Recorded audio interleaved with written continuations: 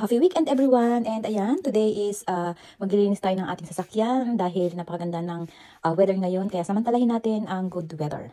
Kadalasan kasi is doon tayo pumupunta sa car wash, pero ngayon, hindi naman masyadong marumi itong ating sasakyan. Kaya i-vacuum lang natin siya and then medyo ipapashining lang natin yung labas. Itong car na ito is 3 years old pa lang, kaya medyo bago pa siya talaga, hindi siya masyadong marumi. And syempre, well-maintained natin yan, kaya ganyan ang itsura niya. Talagang parang bago. Ganito talaga kami dito sa New Zealand, talagang kanya-kanya ng linis, ayan, napasasakyan man o nasa pabahay man, kaya kanya-kanya, walang katulong dito or tagahugas ng car, ikaw mismo sa sarili mo ang gagawa. Pero nag-enjoy naman ako sa aking ginagawa dahil part of my exercise is ganyan.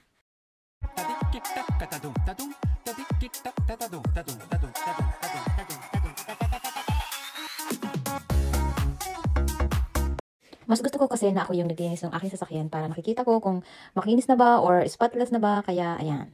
At dahil nag-offer ang aking mabait na partner, kaya ayan, tinulungan niya ako. Andiyan siya sa unahan, naglilinis ng hood, and then dito naman ako sa gilid, ayan, kuskus lang, kasi medyo nanigas yung mga black spot dyan, kaya ayan, tatanggalin natin yan para talagang spotless siya. Mahal na mahal ko talaga itong car na to, kaya talagang nilook after ko siya dahil ito yung aking first brand new car na naging sasakyan dito. But before, yung mga car ko is mga second hand lang, pero ito is brand new talaga siya nung binili namin. And kaya naman todo, alaga ko yan talagang every weekend nililinis namin para talagang spotless siya. Ayan, at maganda naman syempre tingnan.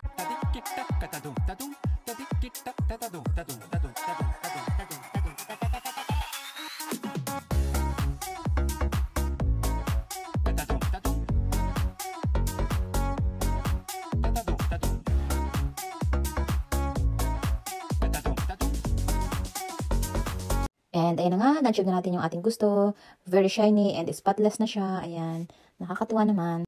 Bali itong car ko na ito is minsan ko na siyang ginagamit kaya napakababa ng mileage niya. At dahil may mga sasakyan kami dito, ito yung usually na ginagamit namin everyday. Itong aming malaki is aming ginagamit na pang long distance travel. And then itong isa naman is pang all around namin dito sa area. And ayun lang guys, thank you for watching. And please don't forget to share and follow na din. And see you again later for my next videos. Bye-bye! Tadum,